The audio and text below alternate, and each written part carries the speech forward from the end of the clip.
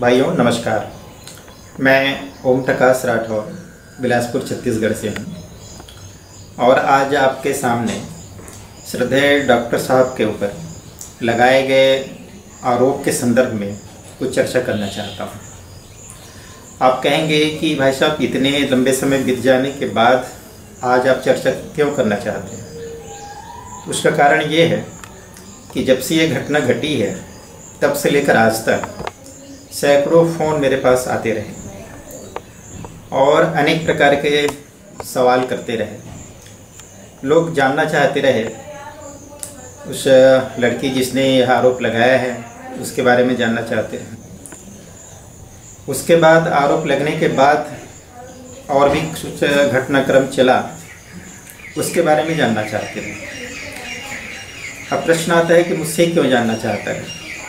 तो एक कारण तो ये हो सकता है कि मैं यहाँ छत्तीसगढ़ युवा प्रकोष्ठ का प्रमुख हूँ, तो उस नाते प्रदेश के विभिन्न जिलों के भाई लोग मुझसे संपर्क करके जानकारियाँ चाहते रहे। दूसरा, प्रदेश के बाहर के भाई लोगों से भी मेरा परिचय है और चूँकि रिपोर्ट दर्ज कराने वाली लड़की छत्तीसगढ़ से है तो इसलिए प्रदेश के बाहर के लोग मुझसे जानकारियाँ चाहते रहे। मैं अपने स्तर पर जितना मेरी जानकारियों में इस केस के बारे में मिलता रहा उसके आधार पर मैं लोगों को बताते रहा। लोगों का ये कहना रहा कि जितनी जानकारी आपके पास है उस आधार पर यदि आप एक वीडियो बना करके डाल दें तो बहुत सारे लोगों को उससे जानकारियाँ मिल जाएंगी जो अलग अलग तरीके से आपसे पूछते हैं।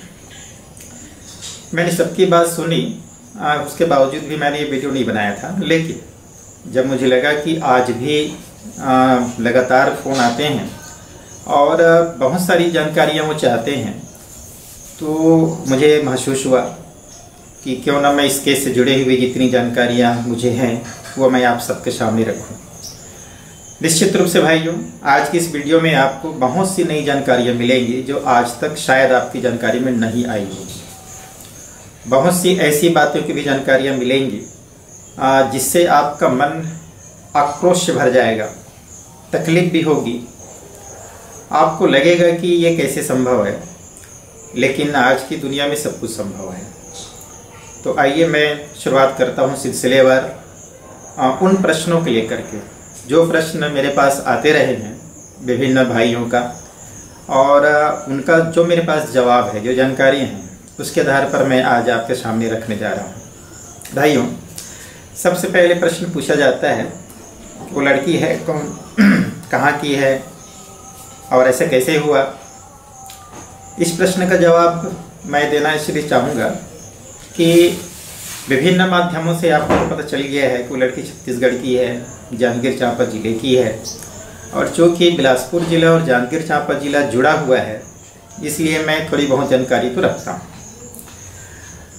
अगला बात यह है कि बात सच है कि वह लड़की 2010 से 2014 तक शांति कुंज में समयदान के रूप में रही, ऊपर चौके में काम करती रही और उसके बाद वो घर वापस आई। अब मैं यहाँ से प्रश्न शुरू करूँगा। आरोप लगाया गया कि 2010 में जाते ही उसके साथ इस प्रकार का दुर्व्यवहार किया गया, जो आरोप लगाई है रिपोर्ट में। मेरा पहला प्रश्न ये आता है कि किसी भी लड़की के साथ इस प्रकार के गंभीर जब घटना घटी हो तो वह लड़की 4 साल तक वहाँ क्यों थी। क्योंकि वहाँ तो कोई बंधुआ मजदूर है नहीं कि किसी को बांध के रखा गया हो। वो तो समयदान में रहते हैं, जब चाहे अपने घर आ सकते हैं, लेकिन ऐसा नहीं हुआ। 4 साल तक वहाँ रही, आखिर क्यों। दूसरा प्रश्न मेरा आता है कि इन 4 वर्षों में या 5 वर्षों में उनके अभिभावकगण शांति कुंज जाते रहे, उनसे मिलते रहे, उनकी हालचाल पूछते रहे। इन 4-5 वर्षों में कभी भी अपने अभिभावक को इस घटने की जानकारी नहीं दी। आप समझ सकते हैं, किसी भी महिला के साथ इतनी बड़ी बात हुई हो तो सबसे पहले जानकारी किसे देगी? अपने घर वालों को देगी। तो क्या उसके घर वाले शांत रहेंगे? बिल्कुल नहीं रह सकते। लेकिन आश्चर्य है कि इतने 4-5 वर्षों तक उनके साथ ये घटना घटी जैसा को आरोप लगाती, लेकिन इसकी जानकारी अपने घर वालों को नहीं बताई। क्यों? प्रश्न चिन्ह है। अब चलिए, अब बाहर आते हैं। जब वो शांति कुंज से निष्कासित कर दिए गए गंभीर अनुशासनहीनता के आरोप में 2014 में से निष्कासित कर दिया गया, वो अपने घर आ गई। उसके बाद तो स्वतंत्र थी, किसने मना किया था रिपोर्ट दर्ज कराने के लिए? और दूसरा आश्चर्य आपको बताऊं कि उसके बाद भी घर वालों को कोई जानकारी नहीं बताई कि उसके साथ कोई शांति कुंज में दुर्घटना हुआ है। बताती किसको? जब घटना घटती तब बताती, घटना घटा ही नहीं है इसलिए बताई नहीं। अब प्रश्न आता है, तो फिर उन्होंने रिपोर्ट दर्ज क्यों कराई? हाँ, ये निश्चित रूप से एक बड़ा प्रश्न है और ये जांच का भी विषय है कि उसने रिपोर्ट दर्ज 10 वर्षों के बाद क्यों कराई।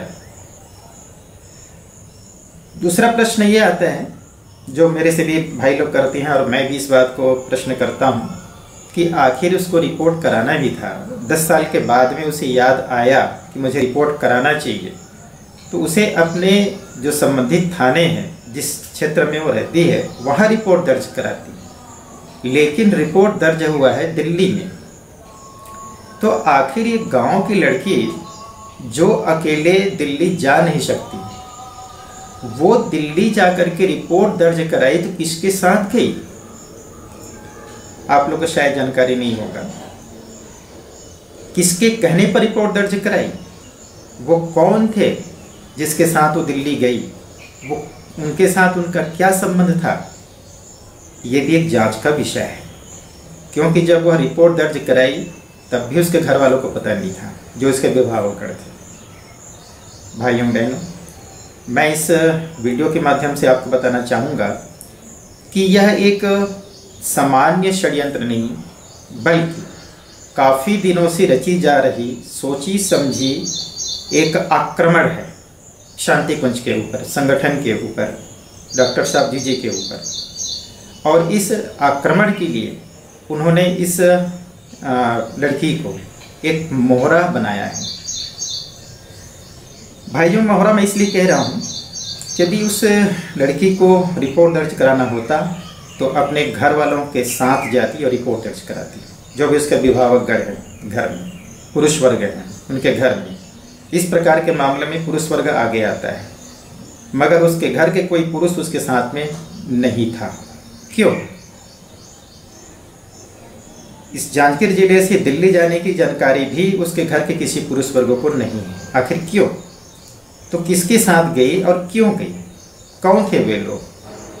निश्चित रूप से मैं तो ये नहीं जानता कि ये लड़की जिनके साथ गई उनके साथ क्यों गई, क्या उसकी मजबूरी थी। ये तो जांच का विषय है, क्योंकि और ज़्यादा मैं खुलासा नहीं कर सकता। लेकिन इतना अवश्य जानता हूँ कि जिनके साथ वो दिल्ली गई और जिनके साथ दिल्ली में वो रही, वो और उसकी सहेली एक साथ ये शांति कुंज में समयदान में रहते थे।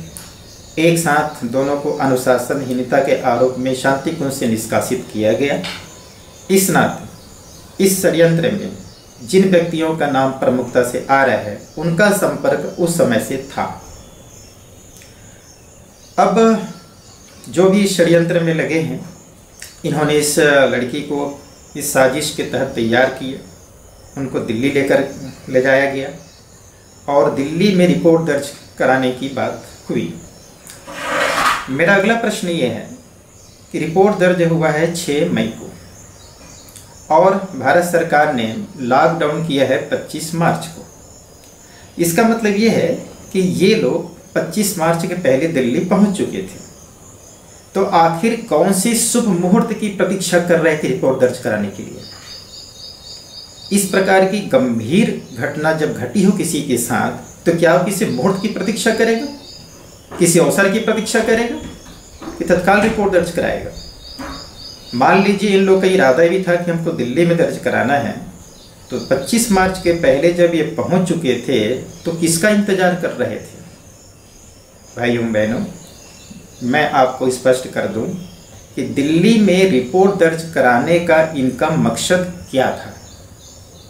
इनका मकसद ये था कि दिल्ली देश की राजधानी है, सारे मीडिया का सेंटर है और मीडिया के माध्यम से इस केस को ये हाईलाइट करना चाहते थे मीडिया के माध्यम से सारे देश को बताना चाहते थे कि देखो डॉक्टर प्रणब पंड्या कैसे हैं। ये बताने के लिए ही इन्होंने दिल्ली का चयन किया। और प्रतीक्षा क्यों किए? मुहूर्त की प्रतीक्षा इसलिए किए थे कि जिस समय ये वहाँ पहुँचे उसके बाद लॉकडाउन की स्थिति हो गई और लॉकडाउन में केवल और केवल कोरोना का ही समाचार आता रहा मीडिया के माध्यम से। इनको लगा कि यदि इस बीच हम रिपोर्ट दर्ज कराएंगे तो ये कोरोना के चक्कर में हमारा रिपोर्ट दब जाएगा, हाईलाइट नहीं हो पाएगा। इसीलिए इन्होंने तब तक इंतजार किया जब तक कोरोना का समाचार धीमा ना पड़ जाए, कोरोना के अलावा और भी कोई समाचार आना शुरू ना हो जाए। और जिस दिन उन्होंने देखा कि अब कोरोना के अलावा भी दूसरे समाचार मीडिया में आने लग गए हैं, तब इन्होंने जा करके रिपोर्ट दर्ज कराया। अब साजिश देखिए, इनका मकसद क्या है षड्यंत्रकारियों का कि दिल्ली में रिपोर्ट दर्ज कराएं।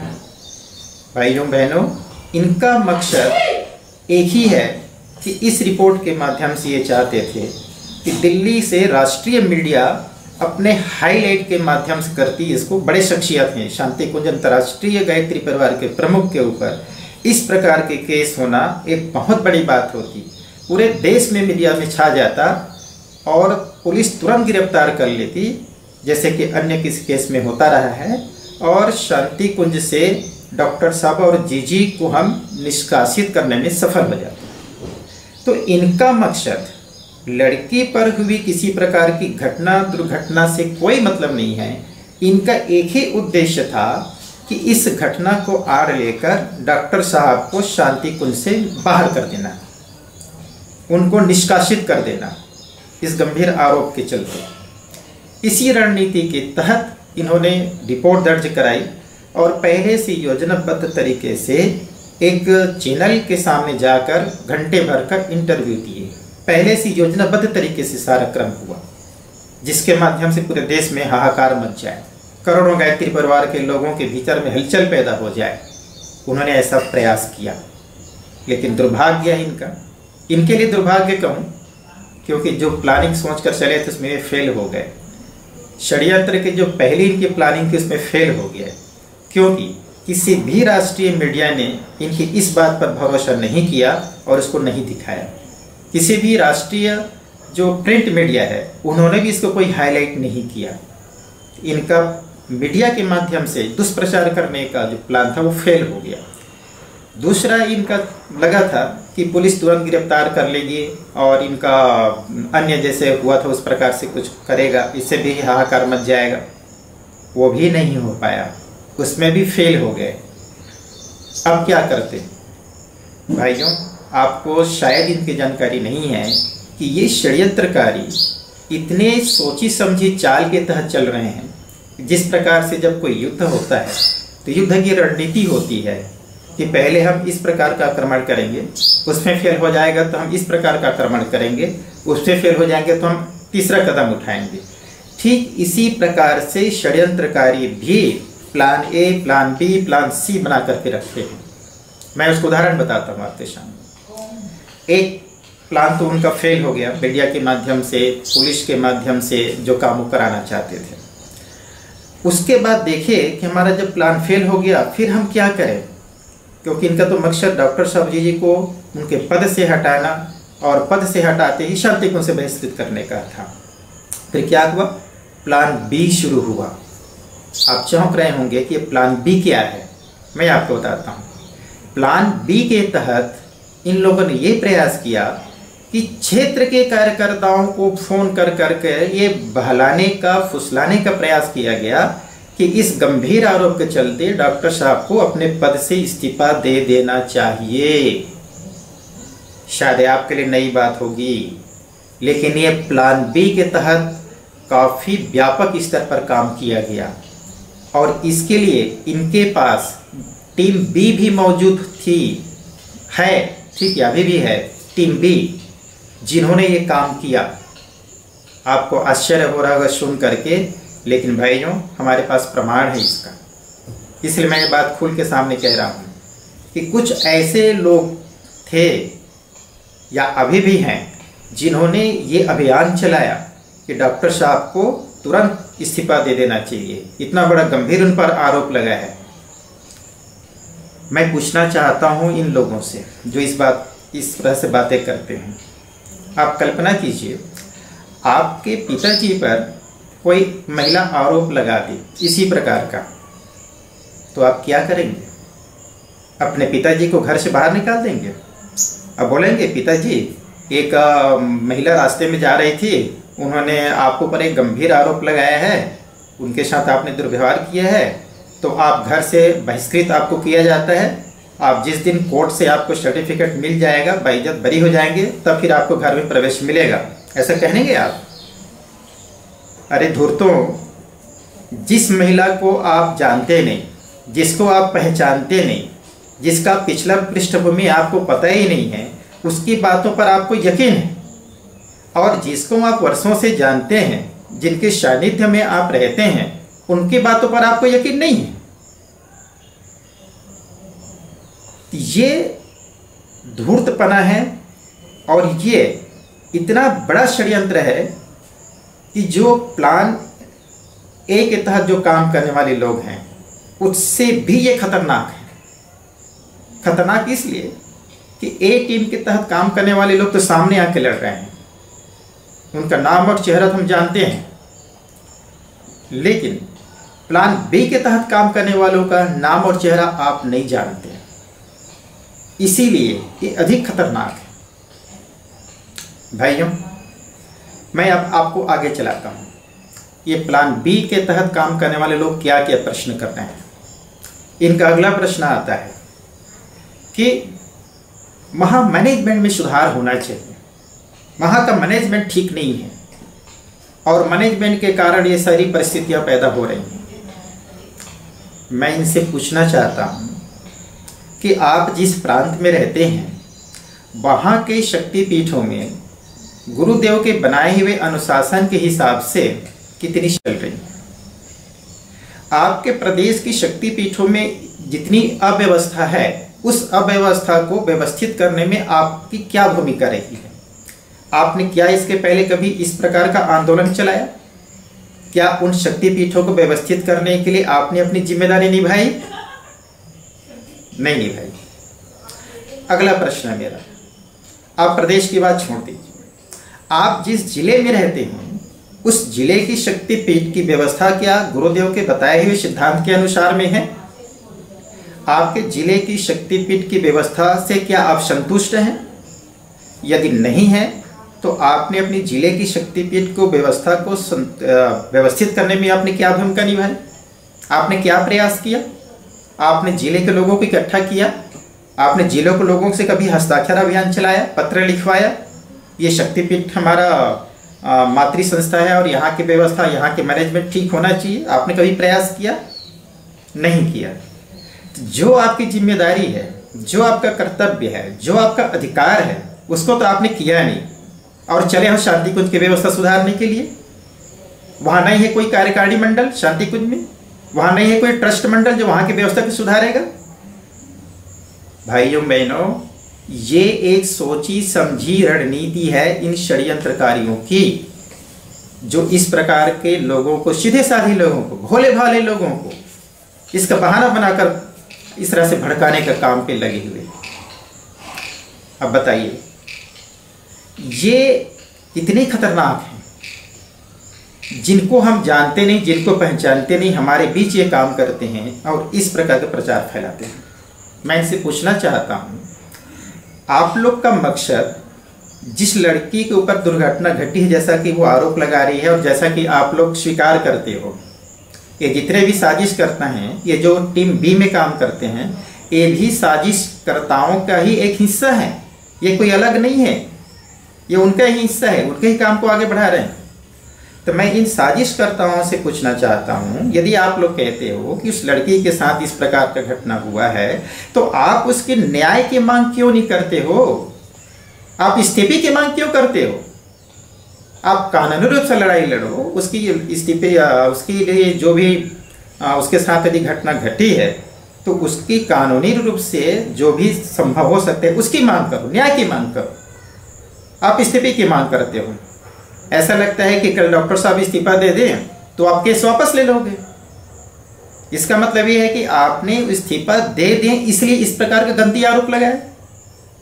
वहाँ का मैनेजमेंट क्या आज आपको नज़र में आया कि मैनेजमेंट ठीक नहीं है? कल आपको पता ही नहीं था वहाँ का मैनेजमेंट ठीक नहीं था, या कल वो नहीं सुधर सकता? जब आप कहते हो अपने आप को कि मैं गायत्री परिवार का हूँ, तो आपको गायत्री परिवार के मुखिया के साथ खड़ा होना चाहिए। परिवार में जब कोई आग लग जाती है, घर में आग लग जाती है, तो सारे लोग मिल करके उस आग को बुझाते हैं। आप लोग के जैसा उस आग में घी डालने का काम नहीं करते। हम और आप एक ही पिता की संतान हैं, और हमारे घर में जब आग लगी है, कुछ लोगों ने मिल करके ये षड्यंत्र किया है, ये आरोप लगाया है, तो आप यदि अपने आप को गायत्री परिवार के कार्यकर्ता मानते हो, तो आपकी जिम्मेदारी बनती है कि आप अभी संगठन के साथ खड़े हो, आप अपने मुखिया के साथ खड़े हो, उस षड्यंत्रकारी को बेनकाब करो। उसके बाद आपको लगता है कि यहाँ के मैनेजमेंट में सुधार होना चाहिए, तो उसकी पहल करो। तो लोकतंत्र है, अपनी आवाज़ उठाओ। लेकिन इस समय जब इस प्रकार के गंभीर आरोप लगा करके आप लोगों ने करोड़ों गायत्री परिवार के हृदय को ठेस पहुंचाया है, आपको क्या लगता है इतने गंदे आरोप लगाकर डॉक्टर साहब और जीजी को शांतिकुंज से बाहर कर वहां पर आप स्थापित हो जाओगे और करोड़ों गायत्री परिवार के लोग आप लोग को स्वीकार कर लेंगे? ये बिल्कुल गलत फहमी है। आप लोगों ने ऐसा अपराध किया है, इसमें करोड़ों गायत्री परिवार के कार्यकर्ता ही नहीं, करोड़ों वे भी लोग हैं जो गायत्री परिवार के कार्यकर्ता नहीं हैं, लेकिन गायत्री परिवार के प्रति जिनकी सद्भावना है, जो एक आशा भरी निगाह से देख रहे हैं। भाइयों, जिस तरह से ये घटनाक्रम चला है, जिस तरह से एक एक करके षड्यंत्र का पर्दाफाश होते जा रहा है, आपको पता चलेगा कि ये लोग किस तरह से एक एक रणनीति बनाते हुए, एक झूठा एक स्वांग रचते हुए कैसे कैसे कारनामा कर रहे हैं।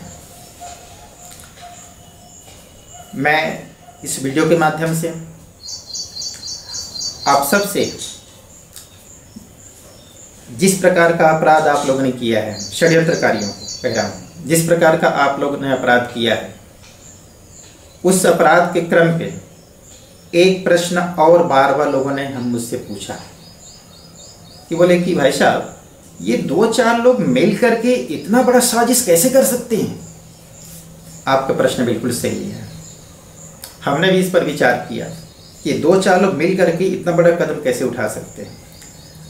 तो मैं आपको बताऊं भाई साहब कि ये गिरोह 2-4 लोगों का नहीं है, इनका भी एक बड़ा समूह है। और ये समूह कैसे हुआ, मैं आपको और इसका खुलासा करता हूँ। इसमें वो लोग शामिल हैं जो शांति कुंज से इसके पहले निष्कासित किए गए हैं किन्हीं कारणों से, अनुशासनहीनता के कारणों से। वो सारे लोग इकट्ठे हो गए और इकट्ठे होकर के एक उन्होंने संगठन बनाया। लेकिन ये बात आप भी जानते हो कि जब तक भीतर का कोई व्यक्ति शामिल ना हो, बाहर के व्यक्ति में इतना हिम्मत नहीं रहता कि वो आक्रमण कर सके, जब तक भीतर कोई व्यक्ति शामिल ना हो। तो क्या इस केस में भी ऐसा हुआ है? इस केस में भी ऐसा हुआ है। इस बात का संकेत मिल रहे हैं, इस बात के संकेत मिल रहे हैं कि भीतर से भी कुछ लोग हैं जो षड्यंत्रकारियों को न सिर्फ संरक्षण दे रहे हैं बल्कि उसके साथ निभा रहे हैं। भाइयों, ये बहुत ही दुर्भाग्य की बात है और बहुत ही विकट बात है। ऐसे लोगों के लिए परम पूज्य गुरुदेव ने कालनेमी शब्द का प्रयोग किया था। चाहे अंदर हैं चाहे भीतर हों, जो साजिशकर्ताओं के साथ खड़े हैं, ये कालनेमी नाम गुरुदेव ने इन्हीं लोग के लिए दिया था, जिसको हम बार बार पढ़ते हैं, सुनते हैं। लेकिन मैंने इनके लिए नया नाम रखा है। वो नया नाम है स्लीपर सेल। स्लीपर सेल उसे कहते हैं, खासकर ये कश्मीर के संदर्भ में ये शब्द का प्रयोग होता है जब किसी आतंकवादी को कोई अपने घर में संरक्षण प्रदान करता है, घर में ठहराता है, उसे छुपा के रखता है, उसके लिए राशन की व्यवस्था करता है, उसके लिए साधन की व्यवस्था करता है, और यहाँ तक कि हमारे देश के भीतर जो भी गतिविधियाँ चल रही हैं उससे अवगत कराता है, जिससे कि वो सुरक्षित बचा रह सके। ये स्लीपर सेल कहलाते हैं। और जब सरकार के पकड़ में जब आती है स्लीपर सेल, तो उसे देशद्रोह के मुकदमे में जेल होता है। चूंकि ये स्लीपर सेल आम जनता की तरह रहते हैं, इसलिए पड़ोस का लोग भी उसके नहीं पहचान पाते कि आतंकवादियों को संरक्षण दे रहा था। ठीक यही बात आज के हमारे इन प्लान बी के तहत काम करने वाले लोगों के साथ है। क्योंकि जो प्लान ए के तहत काम कर रहे हैं उनको तो हम सब जान गए, उनका नाम जान गए, उनका चेहरा जान गए, जो भी कुछ लोग हैं। लेकिन ये प्लान बी के तहत काम करने वाले लोगों का न तो नाम पता, न तो चेहरा पता, क्योंकि वो तो हमारे बीच रहते हैं, हमारे साथ बढ़िया संबंध है। हम नहीं जान सकते कि कौन इसमें से स्लीपर सेल है। भाइयों, ये स्लीपर सेल के लिए आप क्या शब्द का प्रयोग करेंगे? जो देश के साथ गद्दारी करता है उसको गद्दार कहते हैं, देशद्रोही कहते हैं। लेकिन जो मिशन के साथ गद्दारी कर रहे हैं उसे आप क्या कहेंगे? आप निर्णय कर लीजिए, उसे क्या कहना चाहिए। मैं एक बात अवश्य कहना चाहूंगा, जिन्होंने इतने गंभीर आरोप लगाकर आज संगठन को जिस मुहाने पे खड़ा किया, करोड़ों करोड़ों गायत्री परिवार और करोड़ों वो लोग जो गायत्री परिवार के प्रति श्रद्धा रखते हैं, उनके हृदय को ठेस पहुंचाया, उनके आप सब अपराधी हैं। और इस अपराध का दंड क्या होगा ये महाकाल की सत्ता जानेगी। लेकिन मैं वर्तमान में एक बात अवश्य कहना चाहूँगा कि प्लान ए टीम के तहत काम करने वालों ने तो अपनी दिशा तय कर ली, उनका तो जो महाकाल करेंगे सो करेंगे। लेकिन जिस दिन आपका चेहरा करोड़ों गायत्री परिजनों के बीच उजागर होगा, उस दिन आपका क्या होगा कालनेमी? उस दिन आपका क्या होगा? आपको लगता होगा कि हमारे षड्यंत्र किसी को जानकारी नहीं होगी, लेकिन दुनिया का कोई भी षड्यंत्र ऐसा नहीं है जो किसी न किसी दिन, किसी न कभी खुलासा नहीं हो पाएगा। अवश्य होगा। महाकाल की सत्ता सब कराएगी और लोगों के नज़रों के सामने कराएगी। तो मैं आज इस वीडियो के माध्यम से आपके अक्षम्य अपराध को देखते हुए भी मैं आप सबसे अपील करना चाहूँगा, चाहे टीम ए के तहत काम कर रहे हों, चाहे टीम बी के तहत काम कर रहे हों, या कोई टीम सी के तहत भी काम कर रहा होगा जिसकी जानकारी हम सबको नहीं है, मैं सबसे आग्रह करना चाहूँगा, निवेदन करना चाहूँगा कि जिस समर्पण भाव से हम गुरु सत्ता के सानिध्य में आए हैं और जिस आध्यात्मिक उन्नति के लिए हमने गुरु के शरण में आए हैं, उस आध्यात्मिक उन्नति को ध्यान में रखें, उस अध्यात्म के पथ पर आगे बढ़ते हुए इस जीवन को भी धन्य बनाएं और आने वाले हजारों जीवन को धन्य बनाएं। यदि ऐसा नहीं कर पाए तो मैं गुरुदेव का प्रवचन सुन रहा था, वो कह रहे थे कि आने वाले युग में जब ग्रंथ लिखा जाएगा तो कालनेमियों का भी एक रोचक ग्रंथ बनेगा। तो कहीं ऐसा ना हो कि उस ग्रंथ में आप लोगों का नाम कालनेमियों वाले ग्रंथ में शामिल हो जाए। युग निर्माण योजना के तहत काम करने वाले आप सभी, युग निर्माण योजना के ग्रंथ में आप लोग का नाम रहे, मैं ऐसा चाहता हूँ।